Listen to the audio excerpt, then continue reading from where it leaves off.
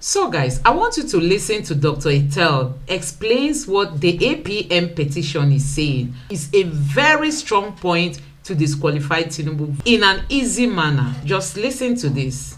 APM is saying they cannot allow this to slide without pointing out to Nigeria and to the court that APC does not have a valid presidential candidate as at 25th of February, because when they replaced Shetima, by the time Masari withdrew, they were supposed to do it within 14 days, and they did it on the 21st day. So by law, they are disqualified.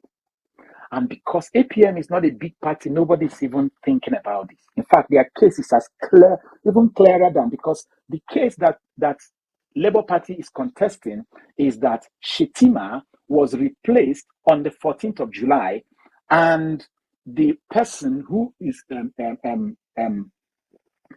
supposed to take over from him as the senatorial candidate in Borno Central was replaced on the 15th of July. So Labour Party is pressing that Shetima defaulted within 24 hours, but APM is pressing that Tinubu, as the presidential candidate, defaulted within 7 days. So if the Labour Party's own did not go, then the APM's own is even a stronger case to go. So APM is the hammer. APM is the undertaker. APM is the party to do the damage. So I don't know if you have any question to ask now. Please go ahead. Can you hear me, please? Yes. So my question is, why is it that the court will have to reserve the ruling for the APM until when they'll be ruling for that of Peter Obi and Atiku? Because basically it's just they're almost praying for the same thing. And remember that what's happening. Okay, remember that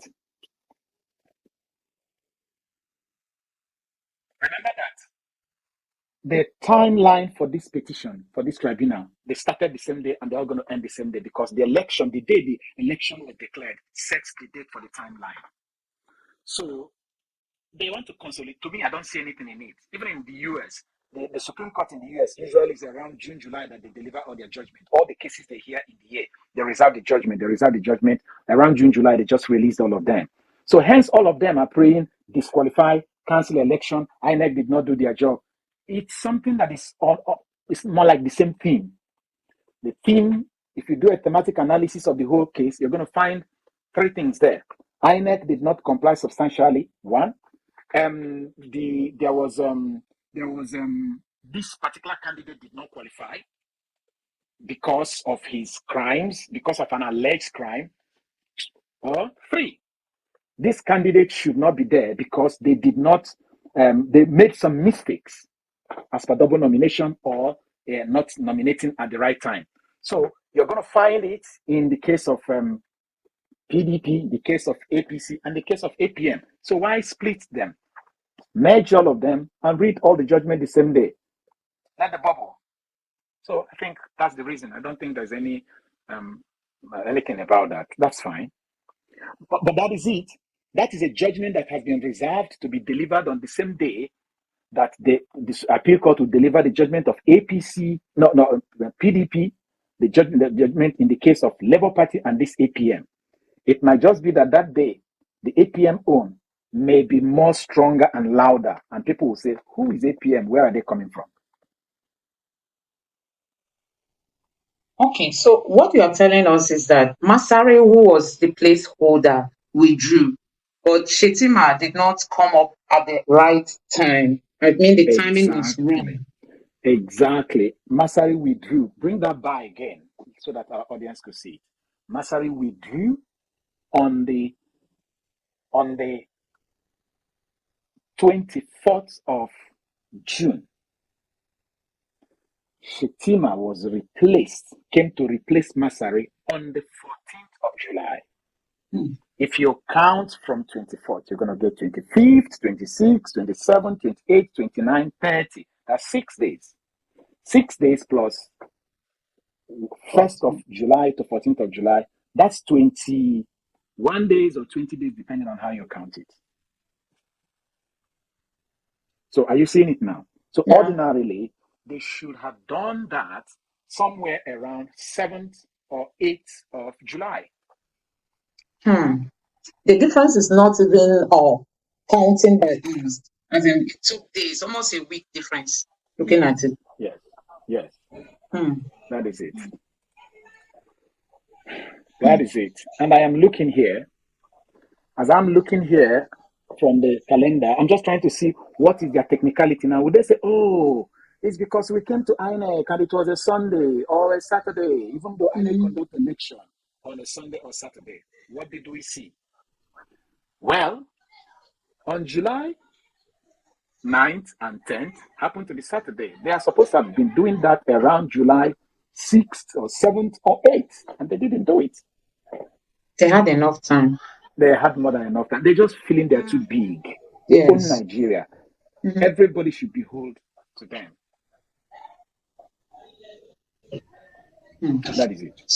So if Tinubu should be disqualified on this basis, it will be for Peter Obi, as in, it's going to help Mr. Peter Obi, not really the APM.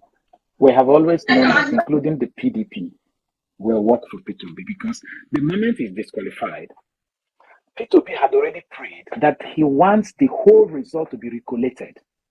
And that when it is recollated, when a candidate disqualifies, the next person who wins the race will be called up, and it is Labour Party that will be called up. That's simple. It's as simple as that. In fact, even if he's not disqualified, Labour Party insists that if the votes were to be recollated, they will still be ahead.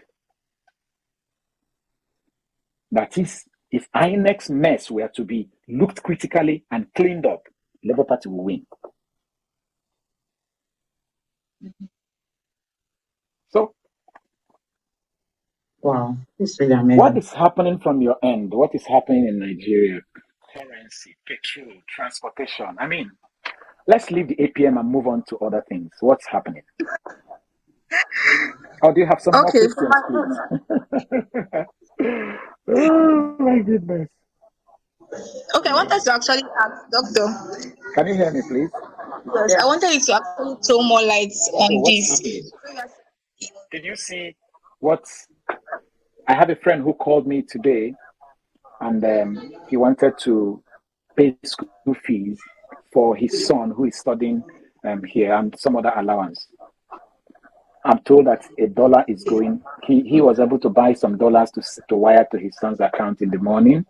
He bought it at 820, and by this evening, he's buying it at 870. Yeah.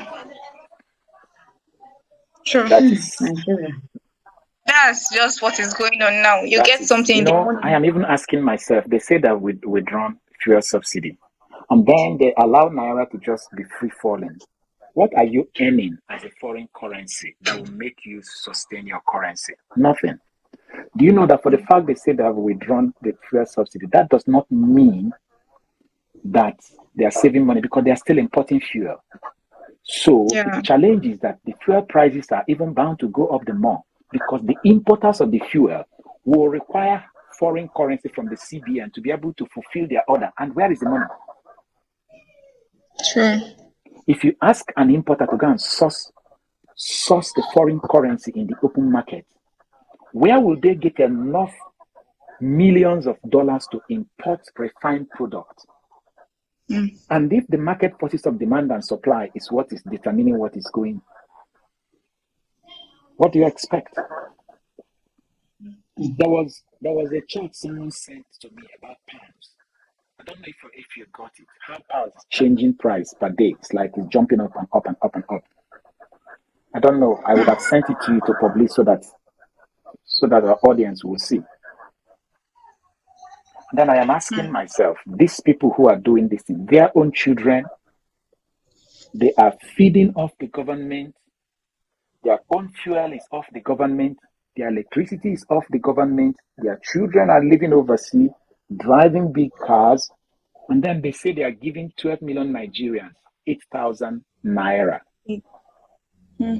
8,000 naira is not up to $10 by today's rate. Yeah. So you're going to give a Nigerian less than $10 in a month. If you divide 8,000 naira by 30 days, it gives you don't less say than it again so 300. that other countries will not just start laughing at Nigeria. No, Honestly. they see this online. Who knows when the money will actually get to the people? No. Remember, I said, let us assume that they are angels. They will give the money to the people.